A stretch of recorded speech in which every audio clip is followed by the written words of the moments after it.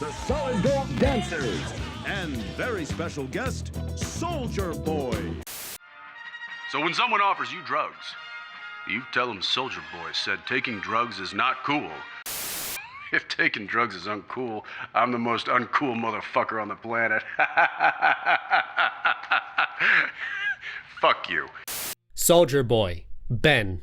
Easily the most memorable character of Season 3, if not the whole show. He quickly grew to a fan favorite and earned himself a spin-off together with Season 2 Stormfront, and he achieved this level of notoriety with just 4 episodes of screen time. Of all the minor characters we have seen, I think Soldier Boy has definitely been the most well written and most impactful. His addition to Season 3 in all his grace and all his flaws is what made the season the best, the peak of The Boys, before its tragic downfall.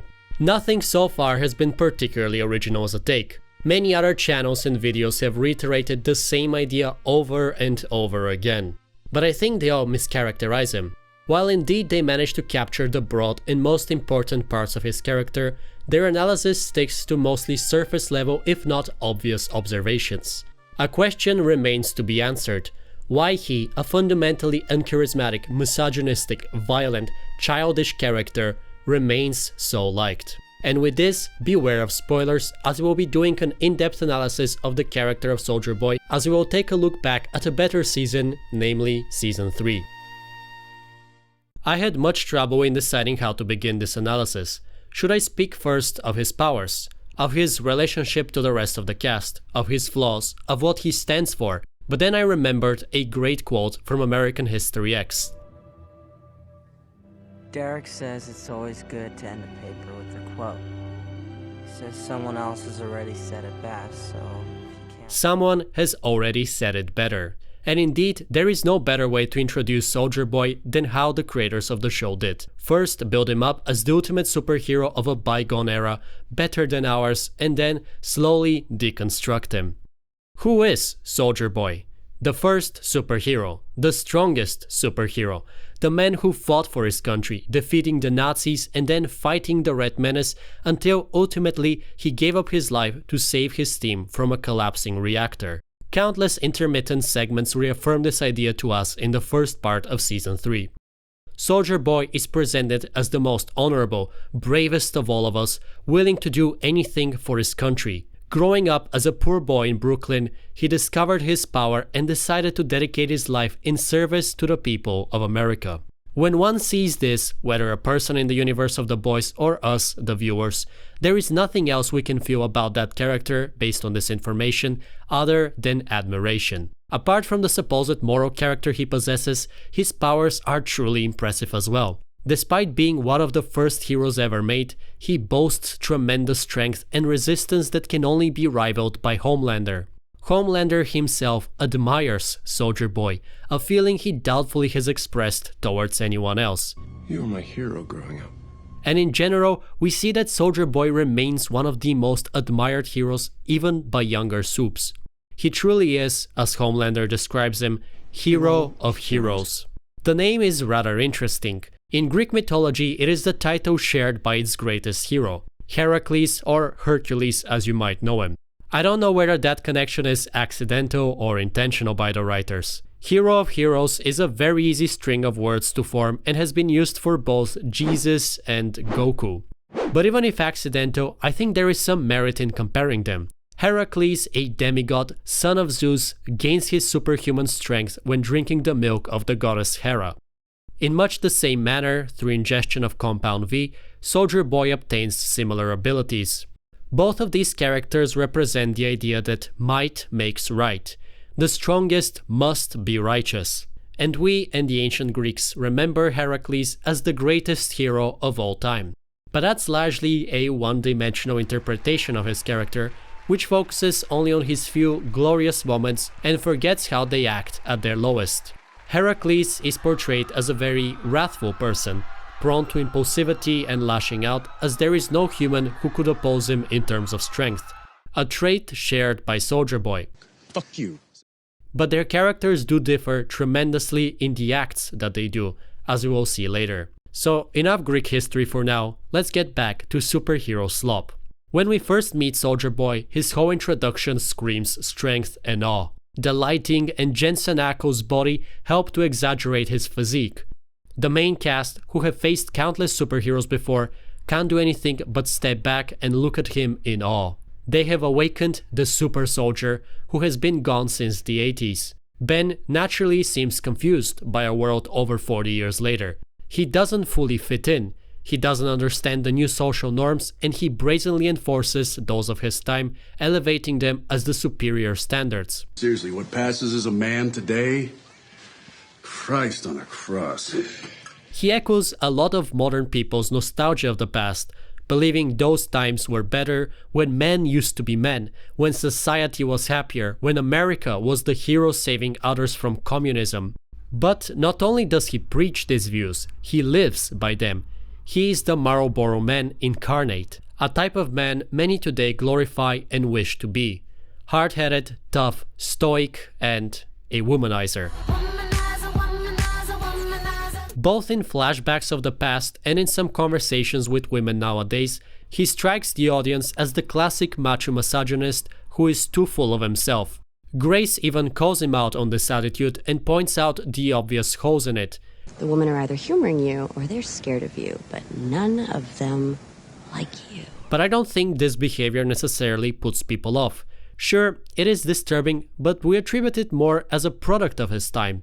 We forgive him as this is how things used to be. And even if we don't forgive him, many of the other modern supes we see behave in the same manner, if not worse, by wearing their insecurities proudly on their chest and letting them consume their being. As such, the audience confuses the message. Maybe things were indeed better then. His outdated views and behavior somehow aren't worse than most modern characters, who are openly racist, sadistic, and unapologetic. His boomer behavior also comes off as funny. Soldier Boy has unintentionally delivered some of the funniest lines for me in that season.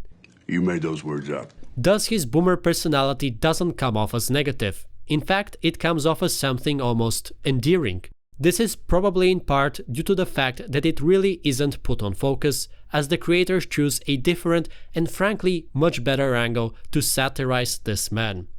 During his captivity in former USSR, present Russia, Soldier Boy develops a new power, a radioactive beam emitting from his chest that destroys everything in its path, even superheroes like Kimiko or potentially even Homelander. This is a very obvious metaphor for his PTSD.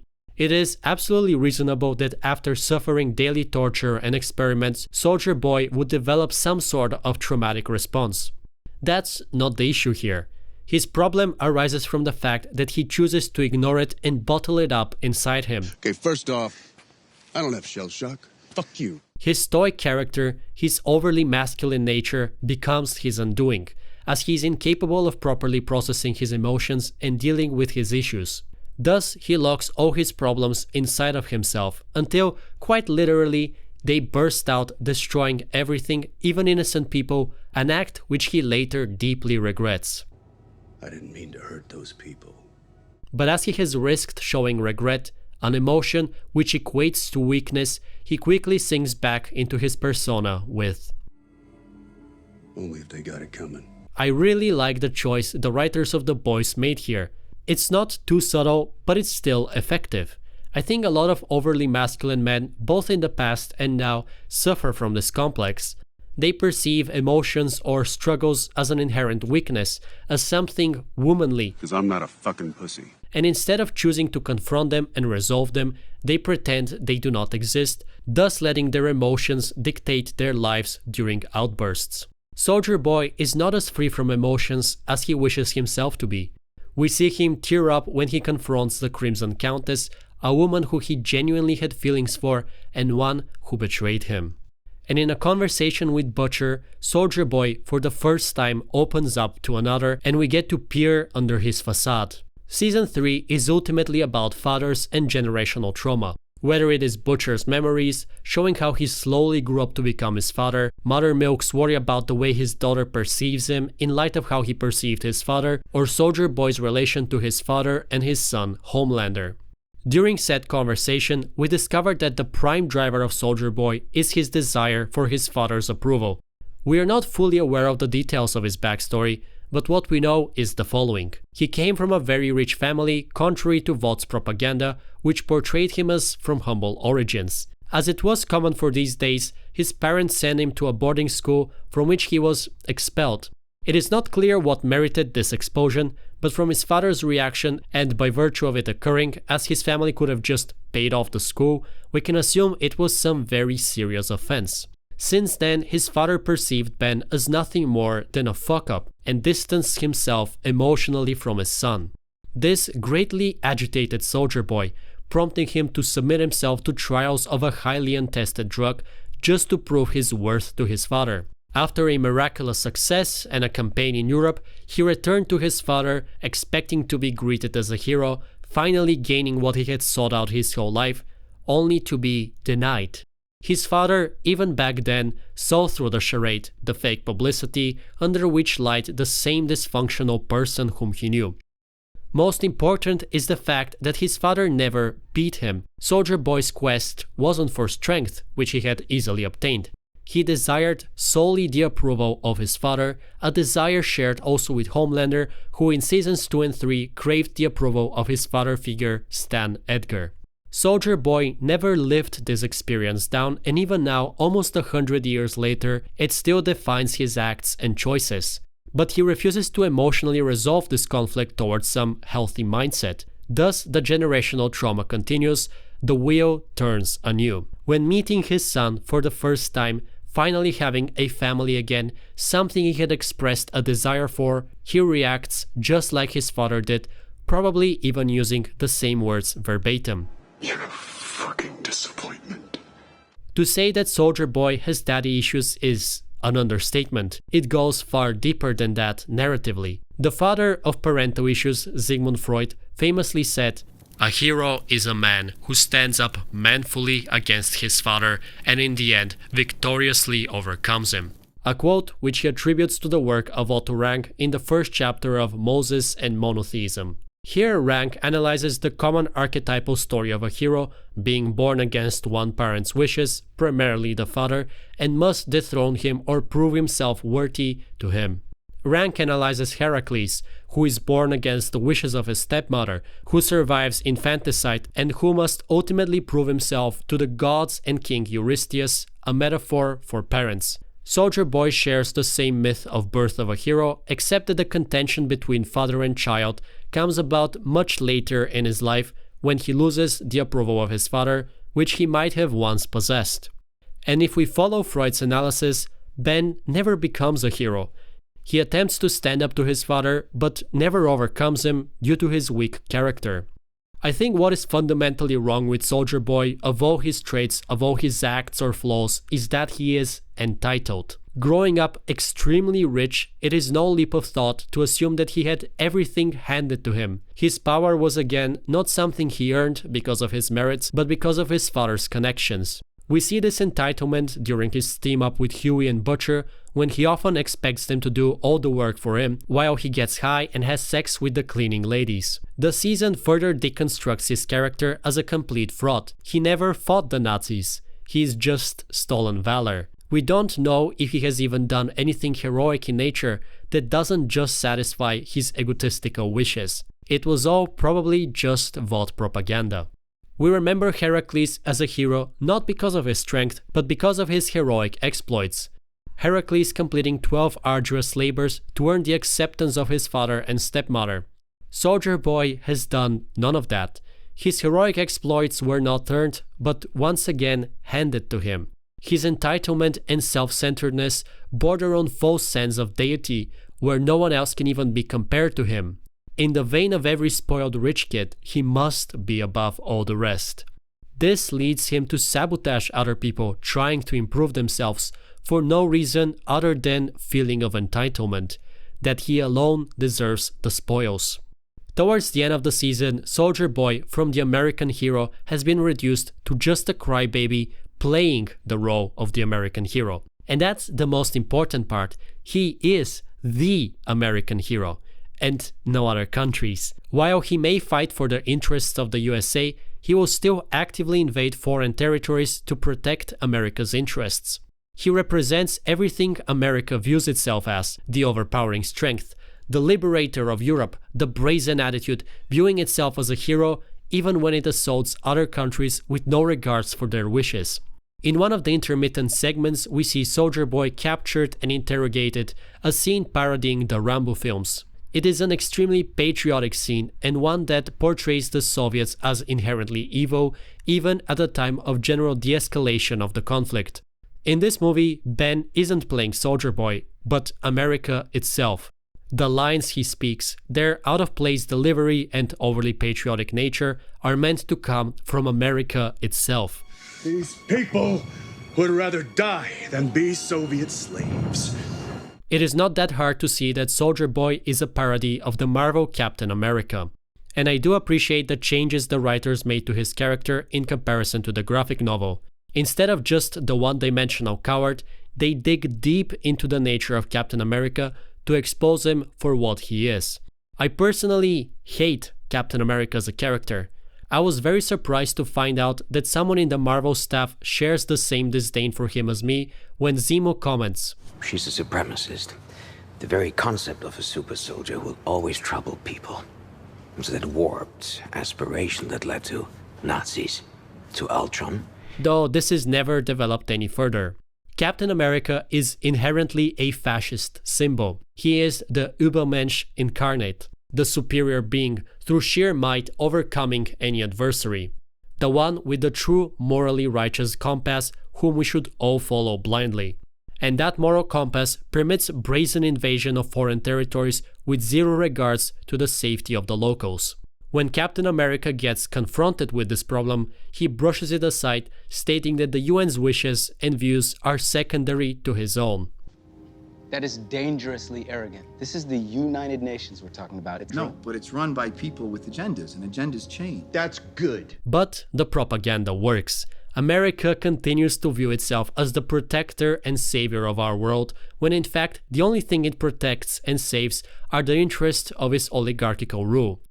Soldier Boy represents that to a T.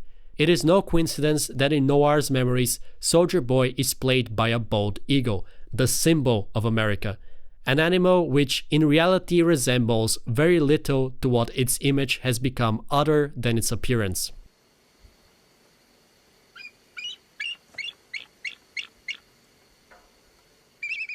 And when the past symbol of America returns to haunt it once again of what it used to be like and challenges the current symbol, it is written off as radicalized by Russians. The veil is kept on, the lies continue. The truth is too hard to swallow. Soldier Boy was never radicalized. He became the way he is as a product of a dysfunctional society and system which tolerated, if not encouraged, his behavior. A system which has now only exacerbated. So why, despite all of this, does he remain so liked? Part of it can definitely be attributed to media illiteracy, of people not understanding the satire Soldier Boy represents. Instead, they just see the symbols of masculinity and power and idolize them without a second thought about the consequences such a lifestyle brings. On a deeper level, he is nostalgia incarnated. He is what people used to be back in the day, when men used to be men. I think today people are plagued by nostalgia, wishing they lived at a certain period, whether out of misogynistic, moral, or strictly economical reasons. I have seen so much literature on replicating the societal norms of the 50s as if they are the moral good. And I mean all societal norms, including the views of women as nothing but property. Soldier Boy presents this nostalgic view, thanks to this brilliant performance by Jensen Ackles, who, for his role, studied a lot of old actors from the 40s and 50s. But I think there is more to why people are so drawn to Soldier Boy. Both my girlfriend and I loved him as a character and somewhat admired and defended him. Neither one of us particularly fits the previous two categories. I believe that fundamentally no one is immune to propaganda, and Soldier Boy is propaganda. He deeply believes the media representation of himself, echoes it and acts in accordance to it. Even when exposed to us as a fraud, his heroic strokes remain sometimes. We cling to the few moments that can be described as heroic to justify the narrative of false propaganda. Couple that with the fact that we sympathize with Soldier Boy. He exhibits some remorse when thinking about the people he has accidentally killed. His story of being betrayed, neglected by his father, tortured for years on end, does put him in a somewhat sympathetic light. And apart from the very end where he begins panicking, he never intentionally kills innocent people. The only times he has done that were due to him blacking out and not realizing his actions. We see much worse behavior from the heroes throughout the season. I think the writers somewhat fail in the department of showing all the negatives of Soldier Boy. He is several times referred to as racist, but his behavior never suggests that, which breaks the #1 rule of storytelling: show, don't tell. In the same season, we get an actually racist character like Blue Hawk, in contrast to whom Soldier Boy never even compares. Additionally, in this season, we see the mental breakdown of Homelander. Soldier Boy, albeit very violent and narcissistic, exhibits some form of restraint, exemplified in how he chooses not to fight Mother's Milk despite getting attacked by him. In this setting, we would like to side with Soldier Boy as a much better alternative to the current situation. Even when we know of his ruthlessness and terribleness, we still wish he succeeded, as he offers a potentially better future than the one of Homelander.